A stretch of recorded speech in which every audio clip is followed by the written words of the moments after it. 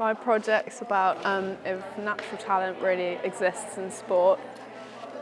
So it's about if you have genetic traits which make you succeed at elite level, or it's something that you can learn through practice.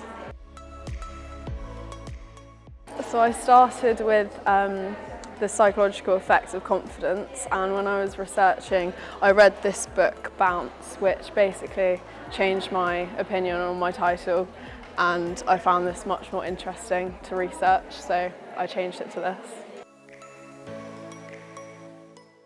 Well, I just found there are a lot of real life examples where performers like the Williams sisters have actually, they started practicing at 3 years old, and that by the time they were 12 they'd clocked up like so much practice compared to other performers, which made them as successful as they are today.